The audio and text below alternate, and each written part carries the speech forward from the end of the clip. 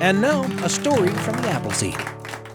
When I was a little boy, one of my favorite relatives was my Aunt Esther. She was one of my daddy's little sisters. She was born in 1908, so she was more like a grandmother to me. And many, many times, my mother would go leave me to spend the whole day at Aunt Esther's house. Now, Aunt Esther didn't drive, but Uncle Mark drove, and he would come home from work for lunch every day. And many, many days, when he would come home for lunch and he'd get ready to go back to work, Aunt Esther would say, "Mark, take me to town with Donald so we could go spend the afternoon in town." And I can remember the very, very first time we ever did that. I was 4 or maybe 5 years old. She turned to me and she said, "Go get some money, go get some money." They had a big jar that was on the kitchen cabinet where I think when they came home from anywhere, they just dropped their coins in there, and it was mostly full of coins. And I started to dig coins out of that jar, and she said, "Just get pennies, just get pennies." And I knew what that meant because I knew what you could get for a penny: candy. And I dug out all the pennies I could find. They bulged out in my pocket, and we got in the car, and my Uncle Mark took us to town to spend the whole afternoon. I thought we were going to go to the dime store because that's where you got the candy for a penny. But she says, "Oh, no, no, no. There's some other reason we brought the pennies. See, in those days, we had parking meters in town.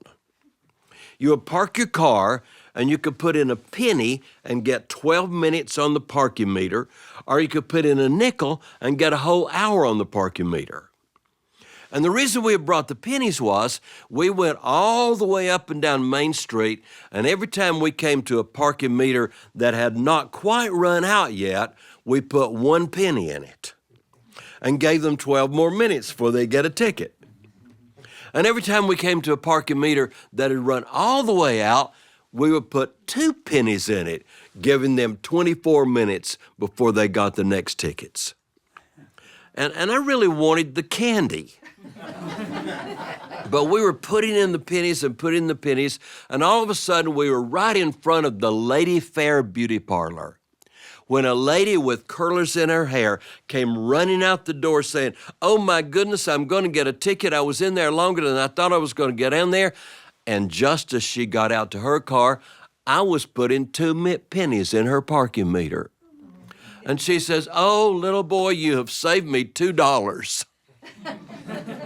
And she gave me the whole nickel she was going to put in to keep her from getting that ticket. And all of a sudden, I didn't want candy anymore. I just wanted to keep putting the pennies in the parking meters. And once in a while, sure enough, somebody would show up just as I'd put a penny in there, and I would always get a little reward from doing that. And it was the first time I ever learned how to give away some of the things that you really wanted to keep for yourself. Now, let me tell you a little event that happened that will help you understand more about the relationship between Aunt Esther and Uncle Mark. It was the fall of the year, and we were visiting at their house on a Sunday afternoon. And right there in the middle of the table in the living room, my Aunt Esther had a big glass bowl. It was huge, and it was all full of apples from the apple trees where she had picked apples there in the fall. Different relatives were there visiting, and through the afternoon, gradually all the apples disappeared.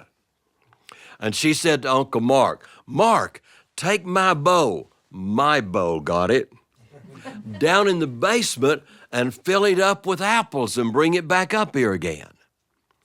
The basement was the place where they kept the potatoes from the garden, the onions from the garden, the apples from the apple trees, all the canned goods that have been put up, like the green beans and everything else from the garden. And every time Aunt Esther would bring up a quart of green beans for supper, it was easy to go down and bring the beans up when the jar was full, but when the jar was empty, it was just too far to take it all the way back down there.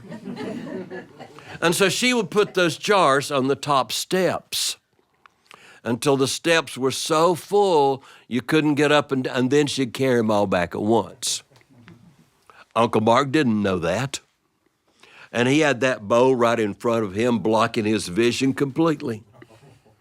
And we heard the door open to the basement, and the next thing we heard was glass breaking and jars falling everywhere. The jars were going, and he was tumbling down the stairs head over heel. It was a horrible noise. And then all of a sudden, everything stopped crashing, and all the sound came totally to a stop, and it was dead silent.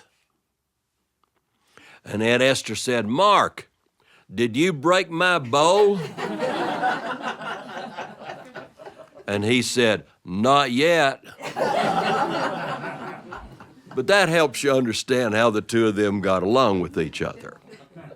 Now, I already told you she didn't drive, but in spite of her not driving, they still had two cars. Uncle Mark had his work car. We called it his pumpkin car. It was almost an orange color, a 1948 Ford that was round like a pumpkin. He worked at the builder supply house, and his job was to go around to all the different work sites where the builder supply house was supplying the materials, find out what people needed, and then the truck would come along later in the day and make all the deliveries.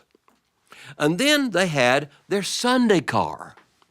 It was a blue Pontiac with a sun visor in the front and long chrome stripes that came down over the engine hood and a hood ornament that looked like Chief Pontiac, and it would light up at night when you turned the lights on.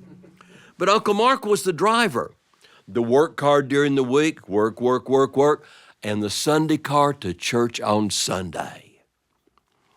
One Sunday, they came home from church in that Pontiac, and Uncle Mark didn't put it back in the garage. It was a beautiful day, just left it in the driveway, and about the time they finished Sunday dinner, family members came by to visit, and they actually went to bed that night, and the weather was so pretty, he still didn't even put the car in the garage.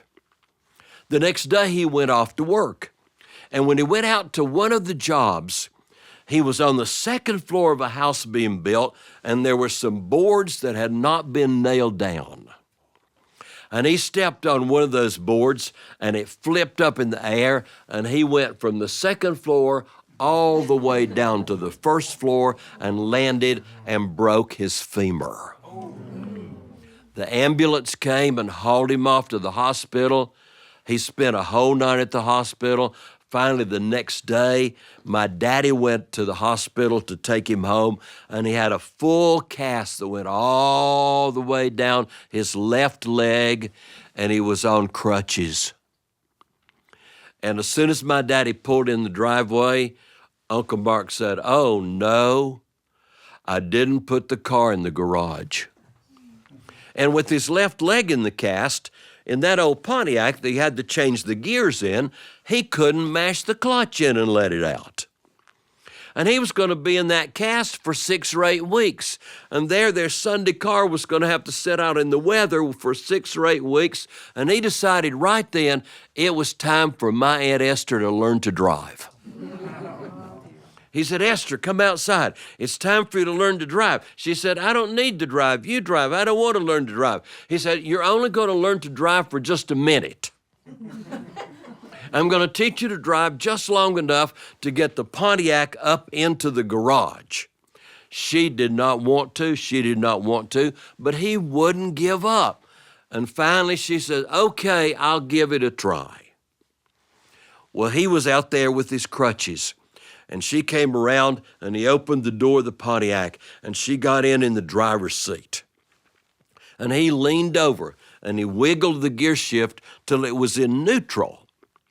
And then he told her how to turn on the switch. He had to pull out, in those days, the choke and the throttle. And then he got her to mash the button, and the car started. And he pushed the choke back in, but he left the throttle out just a little bit, so that way she wouldn't even have to worry about the gas pedal. That car would just go forward on its own. And then there on his crutches, he began to explain what to do. He said, "Now, Esther, you take your left foot and you push in the clutch." "What's that?" "It's that pedal right there by your left foot." And she pushed in the clutch. And then he leaned across her in the window, and he pulled the Pontiac back into low gear.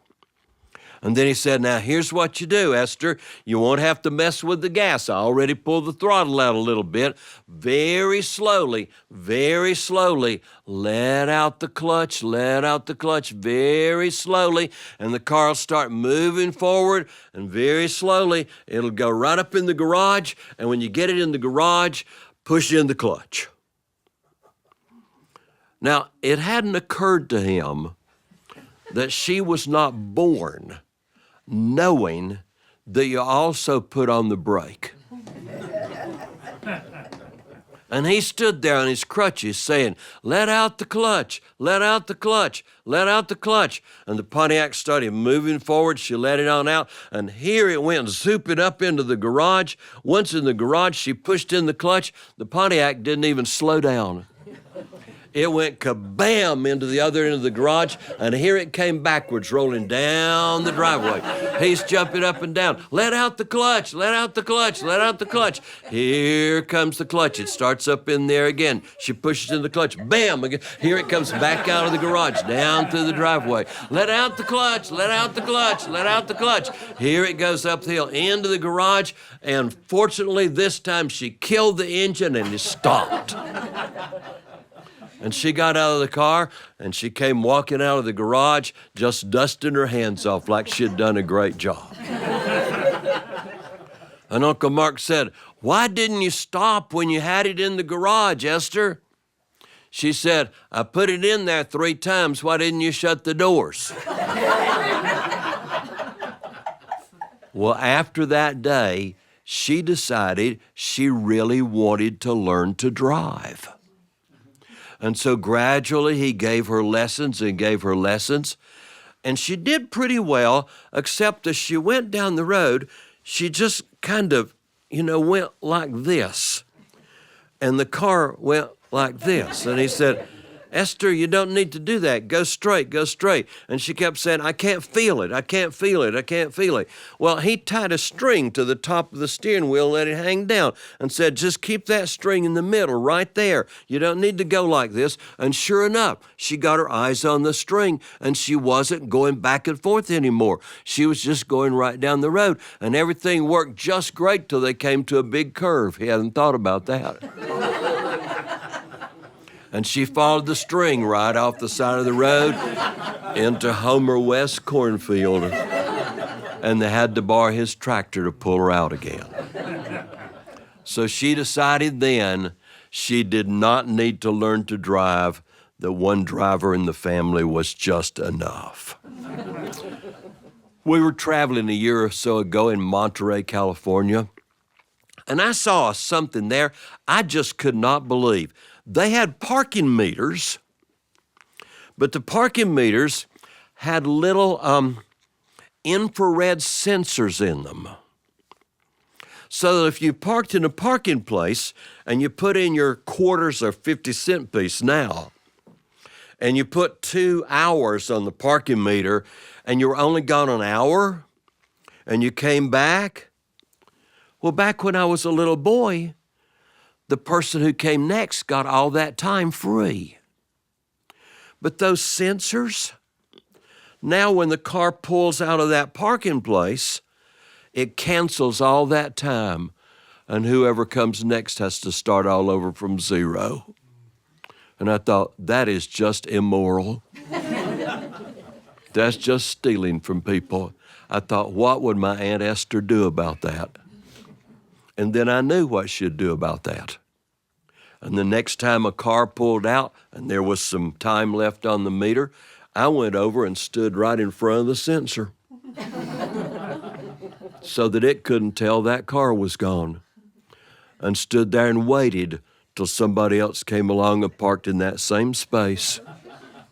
And then I stepped out of the way, and they got all the time that was left on the meter. And in that moment, I could hear my Aunt Esther say, "That's a good job, Donald. Put 2 pennies in the next one." Thank you. Thank you. Thanks for joining us for a story from the Appleseed.